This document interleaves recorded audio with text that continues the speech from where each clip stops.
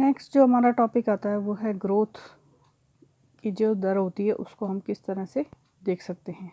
Growth kinetics या वृद्धि दर को हम किस तरह से देखते हैं। ये कंटिन्यूस प्रोसेस है, निरंतर चलने वाला प्रोसेस है। जब हम देखें तो जब से एक सीड ग्रोथ करता है तो उसमें वृद्धि दर होती है, स्टार्टिंग में स्लो होती है, फिर बाद में धीरे धीरे हाई हो जाती है और फिर से एक स्टेज प्राप्त करने के बाद ये फिर से स्लो हो जाती है। इस तरह अगर वृद्धि का जो हम अगर ग्राफ खींचे एक प्लांट की ग्रोथ के अंदर तो उसमें लगने वाले दिन और उसके अंदर जो रेट्स आती है उसकी लंबाई के अंदर परिवर्तन उसके अंदर देखे हैं तो हमें एक प्रकार का सिग्मॉइड कर्व इसके अंदर देखने को मिलता है।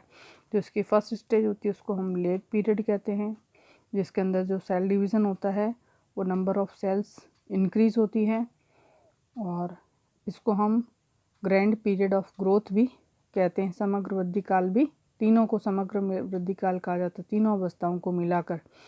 सेकेंड फेज़ होता है जिसको लॉग पीरियड कहते हैं, जिसके अंदर सेल का इलोंगेशन पीरियड होता है। और जो ग्रोथ का थर्ड पीरियड होता है जिसको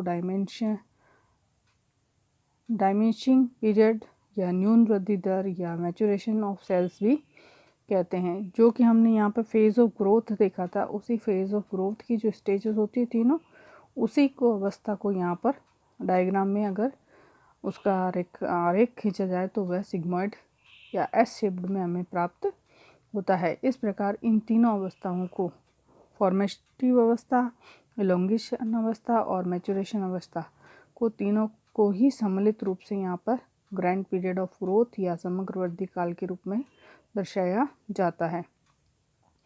अगर हम वृद्धि के मापन की बात करें, जो वृद्धि के मापन की जो मेजरमेंट ऑफ ग्रोथ है वो है, इसको डायरेक्ट मापन भी किया जा सकता है। इसका हॉरिजॉन्टल माइक्रोस्कोपिक मेथड के द्वारा भी हम इसका मापन कर सकते हैं। इसके अलावा जो ऑक्सीनोमीटर होता है उसके द्वारा भी इसका मेज़रमेंट किया जाता है, जैसे आर्च और पेफर्स ऑटोमेटिक ऑक्सीनोमीटर के द्वारा भी इसका मापन किया जा सकता है। इसके अलावा बॉस क्रिस्कोग्राफी के द्वारा भी इसका मेज़रमेंट किया जाता है और स्पेस मार्क डिस्क के द्वारा भी इसका मेज़रमेंट किया जा सकता है,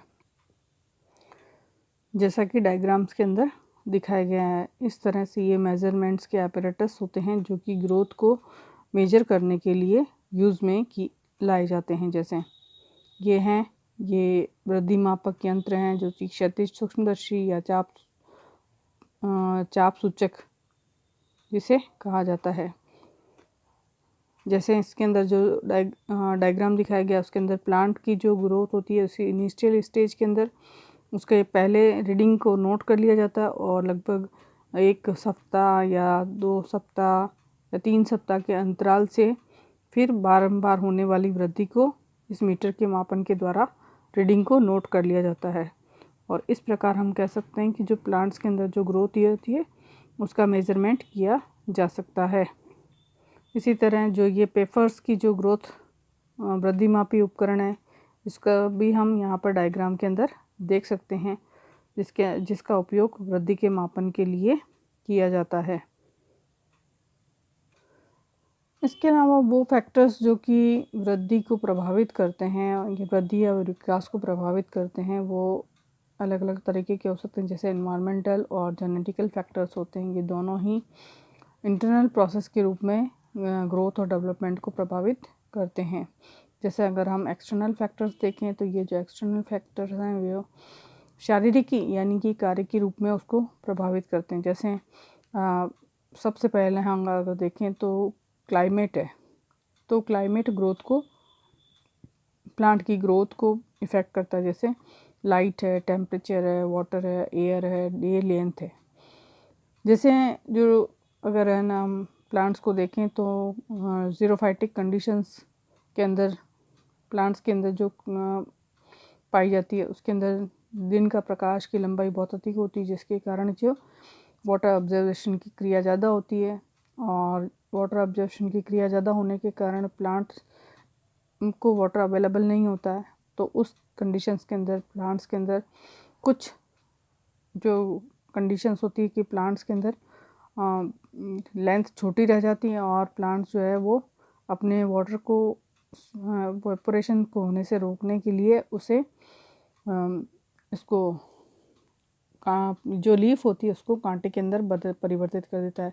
इसी तरह अगर हम इस कंडीशंस को देखें तो जो बर्फीले एरिया होते हैं उसके अंदर जो है प्लांट्स उसको नीचे की ओर झुके होते हैं और उसकी जो लीव्स होती हैं वो नुकीली होती हैं ताकि बर्फ़ उनके ऊपर नहीं ठहर सके। इस प्रकार उसकी जो क्लाइमेट है वो प्लांट्स को कंडीशंस को इफ़ेक्ट करती है या प्लांट्स को इफ़ेक्ट करती है। इसी तरह जो सॉइल है तो सॉइल भी ये जो है वो प्लांट की कंडीशन को इफ़ेक्ट करती है। जैसे उसकी स्ट्रक्चर, सॉइल की स्ट्रक्चर कैसी है, कौन सी है, बालू रेत है, काली रेत है, दोमट मिट्टी है, उसके अंदर पाए जाने वाले जितने भी पोषक तत्व हैं उसके आधार पर भी सॉइल के अंदर जितने भी न्यूट्रिएंट्स हैं जो पौधे के लिए आवश्यक होते हैं उनकी कमी या वृद्धि या समान मात्रा में होना भी पौधे को बाह्य रूप से प्रभावित करता है। इसके अलावा सॉइल के अंदर जो पोर्स पाए जाते हैं उसके ऊपर भी ये डिपेंड करता है। कंडीशन एक्सटर्नल रूप से फैक्टर से उसको पौधे को प्रभावित करता है। इसी प्रकार ये जो बायोलॉजिकल फैक्टर्स होते हैं जैसे खरपतवार हैं या इंसेक्ट हैं या माइक्रो ऑर्गेनिजम्स हैं, ये भी प्लांट्स के वो जो है वो इफ़ेक्ट करते हैं और उसको नुकसान पहुंचाने का काम करते हैं।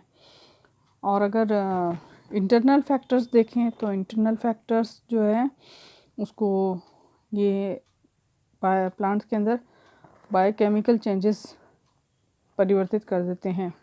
जैसे जेनेटिकली देखें तो ये स्पेशल एंजाइम्स और इंडक्शंस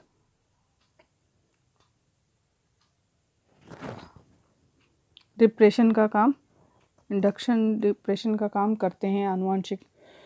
और इसी तरह यहाँ पर जो न्यूट्रिशनल फोटोसिंथेटिक रेट्स होती हैं और क्रोमोफोर्स और रिजर्व फूड होता है वो भी इसके अंदर इफ़ेक्ट करता है ग्रोथ एंड डेवलपमेंट में। जैसे अगर न्यूट्रिशंस पर्याप्त मात्रा में प्लांट्स को अवेलेबल होता है तो प्लांट्स अच्छी तरह से वृद्धि कर पाता है। इसके अलावा इसके अंदर तीसरे जो फैक्टर्स आते हैं वो है हार्मोनल फैक्टर्स जैसे synthesis of cells, cell wall और कंपोनेंट्स सिंथेसिस और आयनिक बैलेंस, ये सब डिपेंड करते हैं इंटरनल फैक्टर के रूप में प्लांट्स के अंदर। इंटरनल फैक्टर जो कि प्लांट की ग्रोथ को अंदर से प्रभावित करने का काम करते हैं। इस प्रकार हमने देखा कि जो ग्रोथ एंड डेवलपमेंट है, ग्रोथ एंड डेवलपमेंट में इन चीज़ों को पादप की वृद्धि और विकास के अंदर महत्वपूर्ण माना जाता है।